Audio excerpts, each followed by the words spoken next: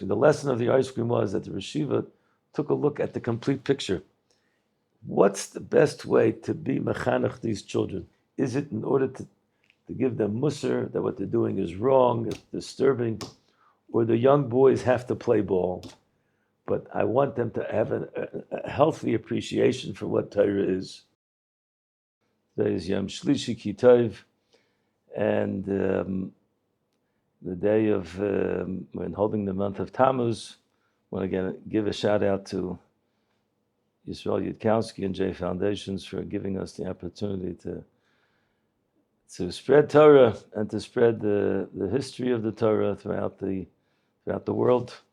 And I mentioned to Yisrael, last week, that I know some people listen to the podcast, and people call me and people express, or they write me that they've gotten some great things out of it. So even if just one person listens to it, is great. The more the merrier, as the world says. And we hope and we daven that our words should have a positive effect and give lessons for life. So in this, we're continuing the lives of our leaders.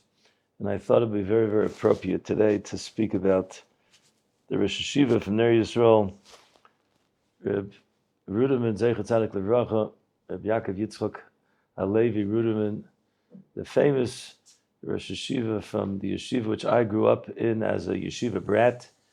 And the reason why I felt it was appropriate, because tonight is the yahrzeit of the Rosh Yeshiva. He was nifter in 1986. And this is, when you think about that, it really sounds like a long, long time ago, over 35 some odd years. But to those who knew him, and especially Talmidim of his, and admirers of his, then he's still alive and well in their hearts and in their minds. And even in the city of Yerushalayim, we have pictures of the Rosh Yeshiva Zatzal, who played an integral part in my own personal development and development of so many others. So for me to really properly speak about the Rosh Yeshiva, I really just want to put into context. I'll try to bring a little bit of current events into here, so everyone can get a little bit excited. We're about to have a visit of a president of the United States of America coming to visit Yerushalayim and Israel, President Joe Biden. And there are people that are pro-Biden, people that are anti-Biden, but he's still the president of the United States of America. It still carries a lot of weight. And whenever a president comes, it's like there's a chashivas, there's a certain decorum, there's a certain pomp and ceremony that comes about. There's the meeting of the guard and the red carpet and everything else. But if you really analyze the level of what honor of a president is, and honor of a human king, it pales in comparison to the real honor we're supposed to give to the Melech Malchei Amlochim HaKadosh Baruch Hu. Even though the Gemara says that a person should run after to see the president, see a king, a non-Jewish king, it's a mitzvah to go see a non-Jewish king in order to be able to differentiate between the kavod that's going to be given to Melech HaMashiach and to a physical king. And there's questions about if a president has a din of a king or not.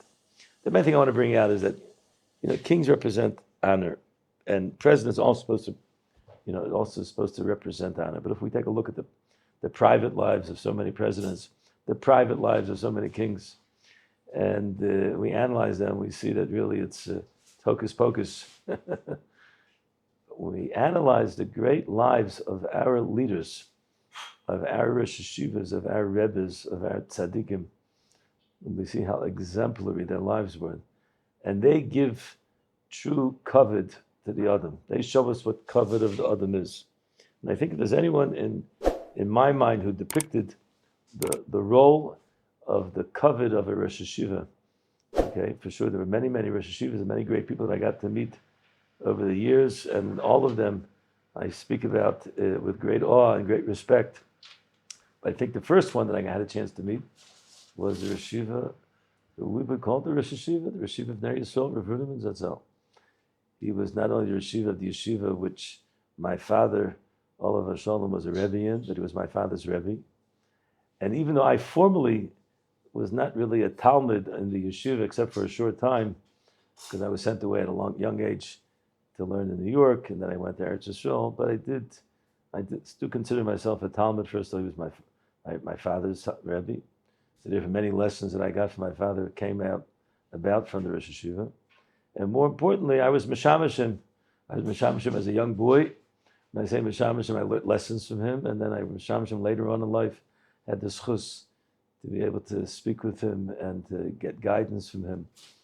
So he's also considered my Rebbe. But first and foremost, he represented what Kavod HaTorah is. And when we say Kavod HaTorah, it's the Kavod of what he understood, what he learned from his Rebbe, the Alter from Slobodka. So when we speak about Yeshiva of Ruderman, it's impossible not to speak about the Alter and to speak about his relationship with the Alter. And what did the Alter teach the world? What did the Alter of Slobodka teach the world? He wrote, Gadlus Adam, the greatness of man. That man has to aspire to become an Eved Hashem because man is great. It was different than Nevardik. Nevardik was a person who has to aspire to become an Eved Hashem because how low man is. Because man is what's called Nidrik. But in Slobodka, everything was about Gadlus Adam. Famous Maisa that I heard from the Yeshiva of Ruderman, which depicts this Maisa, is the Rosh Yeshiva Zatzal, when he was a young boy, he was very considered a child prodigy. He was considered an Eloi Otzum. And he came from the town of Dolinover. It's called the Dolinover Eloi. He came to the yeshiva, if I'm not mistaken. I could be mistaken. I have to find out for sure. Around his bar mitzvah time, I'm not sure it was before his bar mitzvah, after his bar mitzvah, he was one of the youngest Talmidim in the yeshiva. He was a great Eloi. And already at that point, he knew massive amount of Shas and Torah, but he continued to grow in greatness of his, really plumbed the depths of the Gemara.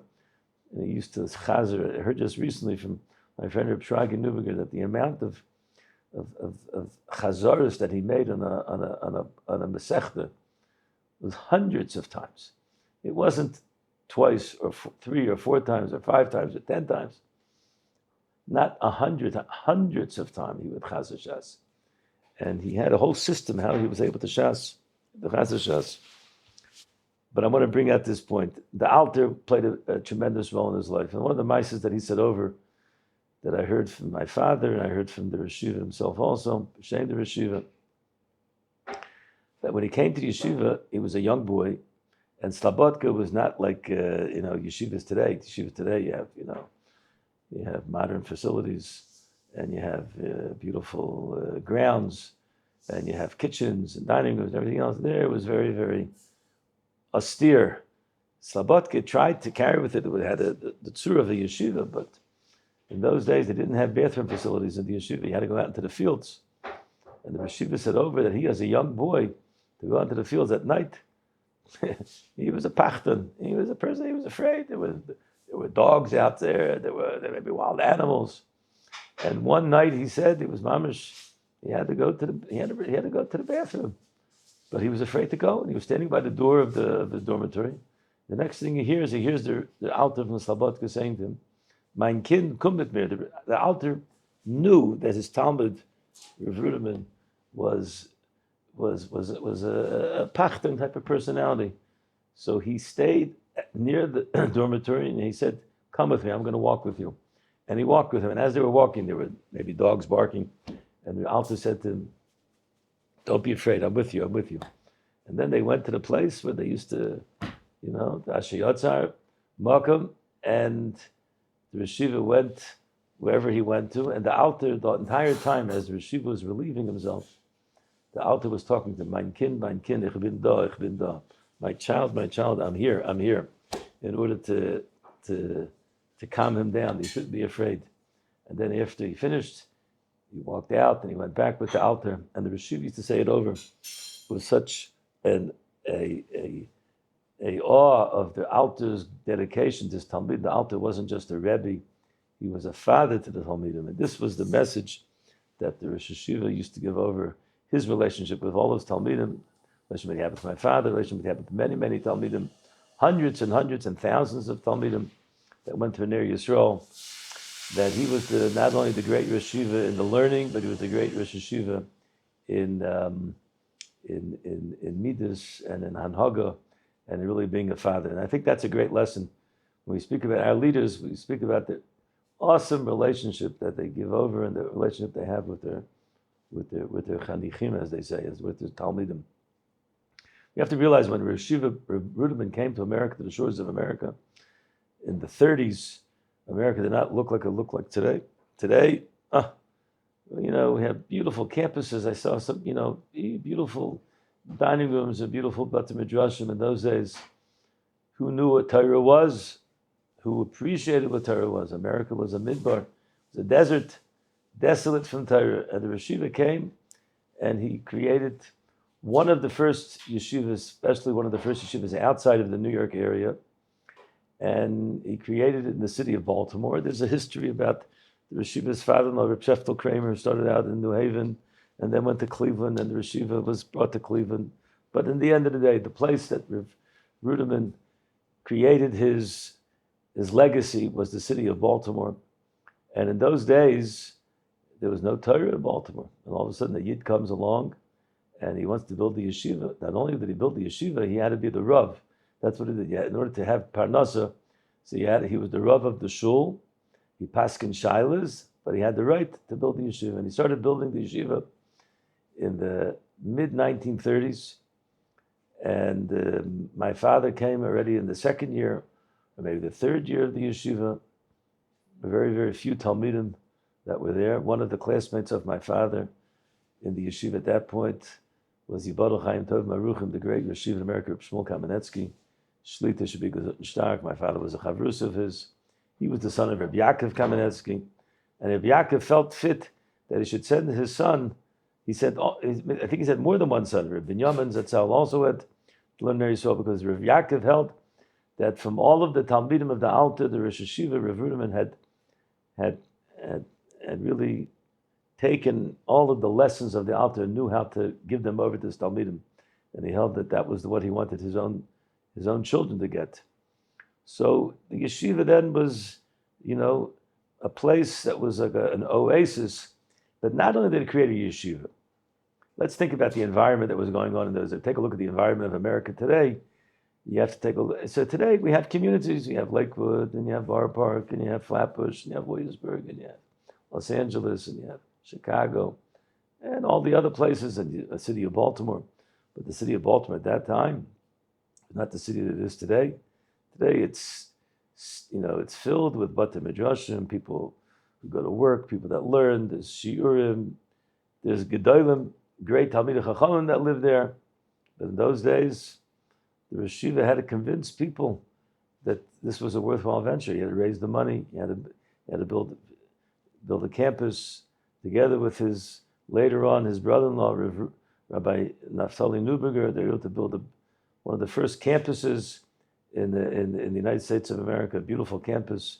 But that took a lot of blood, sweat, and tears, and trials and tribulations. It was during the war years.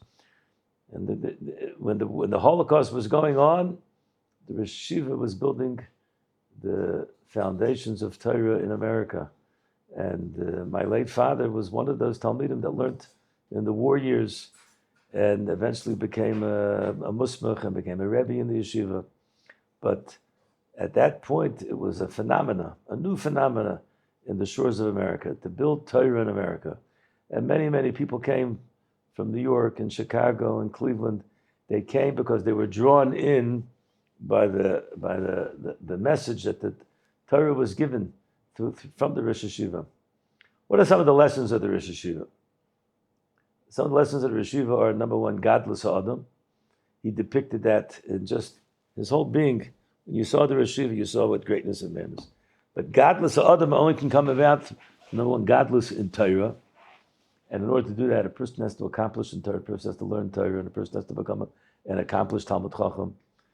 And the Yeshiva created that dynamics within his Talmidim to be able to become Bikiyim, to be able to learn and to finish Shas and to know Paiskim and to become Rabbanim. And the second thing was the Tikkun Hamidus. He always expressed that without the Tikkun Hamidus, a person isn't another Mashalim. I just saw a word today that we say in the Mishnah says, Ovis, Ezel Gibor HaKovish is Yitzra, who is a great, strong person, the person that is able to overcome his Yetzer. So the question is, they should have said, Ezel Gibor HaKovish is Yetzer, as HaYetzer Hara. If HaKovish is Yetzer, why not HaKovish is Yitzra? The answer is that Yitzra shows us that each person has his individual Yetzer. Each person is different. Each person has his personality, and in his personality has within it their inclination, and each person has to be his Yetzer. And some people are Bali Kas, and some people are Bali Taiva, some people are Bali Kovid. And the Yeshiva had the greatness of the lessons that he inculcated from the altar, that he was able to give over to how important Musar is, how important Yiras Shamayim is, and how important Midas is. The Yeshiva had a great relationship with his Rebbetzin, the Rebbetzin Ruderman, who herself was a character. She was, when I say a character, she was very, very smart, very, very bright.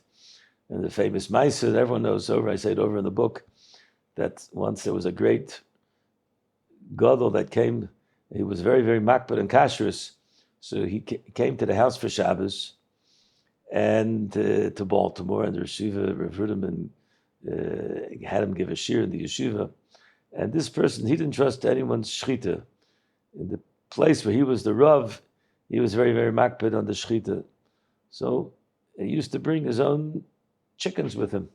So what happened was, came to the meal after the Leil Shabbos davening, they came home and there were guests, and everyone sitting down, they made kiddush, and then the Rebbetzin served the Rosh and served the other guests, and then she didn't serve him. So he was like a little bit, I guess. He says, I have the meat in the refrigerator. So she says, in Yiddish, she said it, was du willst abtreffen meine tellers? What you wanna make treif my dishes? It means I don't trust you don't trust my kashrus, I don't trust your kashrus. And it was a big laugh that took place. That's how smart the Rebbetzin was. She knew how to. But then she came out and she brought his chickens and she put it out for him. But she wanted to prove a point that in where she came from, the concept is that there's a concept when you go to someone's house, you trust their kashrus. Okay, I don't know from that time onwards, maybe this great gadol. I don't want to say his name because such a great gadol. He deserves to have the respect because he was such a great gadol. But those people that know how great a gadol he was understand that he definitely had a cheshbon even with that. So we also have to understand that he had a cheshbon. The kesher that the Yeshiva had with the Talmidim, that's really something great. And I want to speak about this point. I think it's important when we analyze the history of Ner Yisrael and the Yeshiva. The Yeshiva was innovative. He was a Baal Mechadish in his learning, Baal Mechadish in his Chidushim, and he was a Baal Mechadish in Chinuch. So in those days in America, there was the debate of getting a secular education, and many, many people, their parents wanted them to go to college, and this was a big debate. Later on, Reb Aaron Kotler Zatzal came along, and Reb Aaron was the one that made the decision that, no, we're only going to allow people to sit. The purpose of Torah is to learn Torah, and no diluting of the Torah with secular studies. But the Rosh Yeshiva, Zatzal, he paskined, and he asked the Shilas about it, and he felt that for the American Talmidim, they had to have the opportunity also to be able to go to college and to get a degree. And the truth is, there was a little bit of pushback from certain sectors and from certain Gedolim in America, but the Yeshiva Zatzal held very, very strong. This was needed. That was a Chiddush. And we have to differentiate between what the Yeshiva felt was that even though you have the ability to have secular studies, but it's not part and parcel of the Yeshiva. You go out to college in order to do it. The Yeshiva itself is a holy sanctuary. The Yeshiva is only for the Kedusha of the Torah itself, and that can't be diluted. But you have to go get a secular education. You have to get it. And there were certain requirements. You couldn't just go to any university. You had to go to a specific university. And and there are only certain courses you could take. And later on, as the development of Ner Yisrael until today, where they allow college, they've always taken this track that they always, a person comes along, they have to know exactly how many courses they're going to take per year, because they have to be able to keep the Sidrei HaYeshiva. So these are things which were chidushim that the Yeshiva brought to the shores of America. And the truth is, if we take a look at it in hindsight, we see what was created through the Talmidim of Ner Yisrael, especially in the city of Baltimore today, which is a bastion of Torah, together with the ability for a person to get a parnasa. And so many Talmidim from the Yeshiva eventually set up their homes in Baltimore, and they became lawyers and doctors, and they worked for the government and everything else. But they did it with a covet of the Torah, and the Torah was the most important thing. It was literally what's called, that the Torah is keva and the malachta is aroi. And I think this was a major lesson that the Yeshiva Zatzal brought into the Yeshiva, and the Yeshiva himself held that certain Talmidim, they shouldn't go to college. Certain Talmidim should just sit and learn, because they could become the Shevet Levi, and the Yeshiva created the Koilel, which is called today Kedushas Levi, which is geared for Talmidim who do not go to university. They just sit and learn. They become great Talmidei Chachamim, and eventually some of them might become great Rabbanim, and great Rosh Yeshivas, and great Askanim. So this was an interesting insight into Ner Yisrael and the Rosh Yeshiva Zatzal, in how he developed the landscape of America. And the Yeshiva was not only involved in the Yeshiva, not only involved in the Shtat, but he was involved, as all Gedolim are, in all areas of Jewish life. And they came to him. He was the head of, at one point, he's the head of Torah Masorah, and all the Torah Masorah Shilas came to him. He was also involved, I just mentioned, that in Torah leadership, in teaching Talmidim how to become Rabbanim. They had classes, there were courses that were given in the yeshiva in public speaking, in how to become a pulpit rabbi. Later on, we just mentioned that the person passed away, Rabbi Pinchas Stolper, Zechron Levracha, one of the primary Talmidim of Rav Hutner Zatzal, who was also a colleague and learned together with the Yeshiva by the Alter. And Rav Stolper was the head of NCSY, which became a national movement for Kiruv, and at the time, it was considered also an innovative organization, because it allowed to be able to have programs for both boys and for girls. And the Yeshiva used to send Talmidim from Ner Yisrael to be counselors. And eventually, later on, the Yeshiva till today, there's an NCSY sports camp, which takes place in Ner Yisrael. And the sports camps mean that the boys come from public schools, and they come for a few-week program, and they're in a yeshiva environment where they can learn, and they can get inculcated by a Torah environment, and at the same time have both. I do have to say that Ner Yisrael, where I grew up, there were baseball fields, there were basketball courts. The yeshiva felt that a person has to get exercise. And I know that my late father, Olav Shalom, who was athletic, and the yeshiva felt that he had to use his exercise, and he had the balance to be able to see everything that was going on. How do you create the totality of a Talmud Chacham? And in this respect, Ner Yisrael and the Yeshiva's Zatzal's vision has really played out, as we see how many, close to 90 years ago that the Yeshiva created the Yeshiva's Ner Yisrael in Baltimore. And we see the outcome of what the Yeshiva environment. Some great stories that depict how great the Yeshiva was a story which I mentioned in the past, but we'd like to mention in the context of Rav Ruderman Zatzal, that in 1938, Rabbi Chanan Wasserman Zatzal came to America in order to raise money for Branovich. This was pre the Holocaust, and at that time the Nazis were just getting into power, but they hadn't yet put their murderous ways out completely into the world, especially in Germany and in Europe. And no one really knew exactly what was going on. People were worried. But the main thing is the Yeshiva came, the Rav Elchanan came, and he came to Baltimore, and the Yeshiva helped him to raise money. And it was a very, very difficult task. We just had the campaign for Ateres Yaakov, and we know that, we were Baruch Hashem, we're Zocheh to be able to get to our goal. But we know, the methods of today we can make a campaign online, and it's very, very helpful. In those days, you had to go knock on people's doors, and if you came out with $5 and $10, that was considered a nadava. If a person came with $100, that was considered like a gold mine. And the Rav Elchanan had a lot of tzaras getting the money. The Yeshiva tried to help him, but they said the only thing it could give him in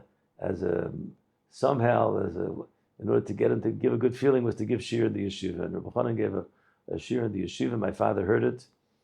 And I don't want to go through the whole story, which I've mentioned in the past. The main thing is that my father was able to repeat the shir to Rav Elchanan. And Rav Elchanan came back to Rav Ruderman and said to him, you have nothing to be ashamed of with what you're doing in America. You're creating the same level of Torah as all of the yeshivas in Lita. And that was a great, great accolade. The yeshiva was very, very proud of it. And it meant a lot because Lita was steeped with Torah and the environment of Torah and the shtetlach over here in the foreign waters, the foreign land of the United States of America, where, running after money and running after, physical desires, the land of the free and the brave, and, everyone should get whatever they want. And now people should be able to dedicate their lives to Torah and to be able to create great Talmidei Chachamim. This was mamash a gewaldige accolade. And that lesson of the yeshivas being able to create the Lithuanian yeshivas, that in itself was an unbelievable Mila. And I think not only that, from my own personal observation, I said over as a young boy, I didn't really grow up in Baltimore. I grew up in Slobodka. It was an American Slobodka, but it was Slobodka. Yeah, what does that mean, Slobodka? The tenants were really all, we saw the Rosh Yeshiva, we saw the way he walked to the yeshiva, we saw the way he carried himself, we saw the way he davened, we saw the way he learned, we saw the lessons that he gave. We saw the shmuzin that he gave and the crying, the tears that he gave. And we saw the talmidim that he produced. That was Slobodka. And I used to say over when I would go to the house as a young boy, and the Rebbetzin would give me, in those days, she used to call them smoky bear, the Yeshiva said smoky bear cookies. Those were the Oreos with the white in the between and the black on the top and on the bottom. We used to call them smoky bear cookies, we called them. But I said, we didn't get just cookies. We got Slobodka cookies. They were Slobodka cookies from Slobodka. Because you knew you had to make a bracha. You knew that there was something elevated in what you were doing. And I always say over the humorous story, which I like to say over, it's in the book, but it's worthwhile to mention, that my first observation of the Yeshiva's greatness was when I was playing ball with my friend Yanki Neuberger, Shabi Gesund and Stark. We were playing step ball in front of the steps of the Yeshiva's house. And that was he had great steps, because if you hit the Spalding ball on the corner of the steps, you could go far, you could get a single, a double, a triple, a home run. But sometimes if you didn't hit it properly, it would bounce back against the screen door. And the screen door, it was a metal screen door, and it used to make like a whomp, made a big loud noise. And we didn't realize we were playing on a hot summer day in nice, muggy Baltimore. We're having a great time. We're young kids, 9, 10 years old, playing and enjoying ourselves. We didn't realize we're making a racket. And the Yeshiva at that time was preparing Shir Klali, which was the most important Shir of the week. And the next thing we know is the door opens, and we see this vision of the Rosh Yeshiva looking at us. And all of a sudden, we chap the pachad, we were talking, making a lot of noise. And we were disturbing the Yeshiva. And what does the Yeshiva do? He turns to us and he says to us in Yiddish, I'll say it in English, he says, what do you like? What do you like? That was an interesting question to ask. We thought for sure he was going to say, either could you please move away? Could you not play here? You're disturbing me. Or he could have said, Your mom is disturbing you. Bittul Torah. She didn't say Yeshiva took a look at two young boys, and he says, "Vos gleichst? What do you like?" So on a hot summer day, what do we say? We like ice cream. So he says, "Oh, likes ice cream." So he took out of his pocket $5 bill, and he gave us $5. He says, "Gay cave ice cream. Go buy ice cream. Asach ice cream. Go buy a lot of ice cream." We went to the local store, and we bought ourselves 2.5 gallons of ice cream, and we sat on the front porch of the Rosh Yeshiva, and we were able to enjoy ourselves on a hot summer day. But the lesson was even greater than the ice cream. The lesson of the ice cream was that the Yeshiva took a look at the complete picture. What's the best way to be mechanech these children? Is it in order to give them musar, that what they're doing is wrong, it's disturbing, or the young boys have to play ball? But I want them to have a healthy appreciation for what Torah is. And the way to do it is to give them an enjoyable $5 that they can buy ice cream and have a great time. And they'll contemplate. And that's, I think, was a lesson that went into me, and I've used it in my own life with my own talmidim, my own children, is to take a look at the entire picture. Take a look at what we're trying to produce. The Rosh Yeshiva, Rav Ruderman Zatzal, on his yard site, we want to really ask that he should be a Melitz Yosher for the Klal Yisrael. I want to mention that there are a few people that need refuahs, and this shmuz should be not only in the shmas of the Rosh Yeshiva, now we're entering into the day of the yard site. He should be a good to better for Rav Mordechai ben Alter, Rav Mordechai ben Shendel, that should have a refuah shlema. For Rav Moshe ben Devair should have a refuah shlema. For Chaim Gavriel ben Esther Chaya should have a refuah shlema. And there should be Yeshuas, and there should be a lot of Siyata D'Shmaya for Binyamin Zev and Daniel Ezra ben Ahuva, that they should have all the Yeshuas that they need in the schus of the Rosh Yeshiva and the relationship the Yeshiva had with their families. And we pray that as we get closer to the Shiva Asar, I remember distinctly, the Levaya of the Yeshiva. I remember the Levaya. I was not in Baltimore. I was in New York, and I was able to get on a phone hookup to listen to the Espedim.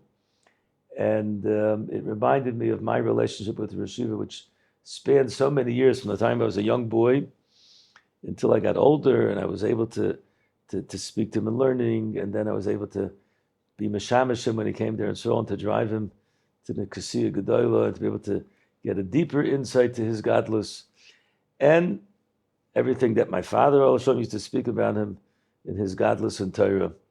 So the great lesson of the Yeshiva is godless ha'adam, godless in Torah, godless in Midas, and to care about where Klal Yisrael is going on all levels and all levels of life, be it in America, be it in Eretz Yisrael. He always believed in Klal Yisrael. Mirtz Hashem, Klal Yisrael should have an aliyah. We should be Zocher Mirtz Hashem to the Gula Shleim and Meir Yameinu Amen. Wishing everyone a wonderful, wonderful week. Thank you very much for listening. We want to thank JFoundations.com. If you could sponsor any of our activities, it'd be another way of addressing and being able to give over Torah to other people. Go on the website and show your support. Thank you very much for joining us.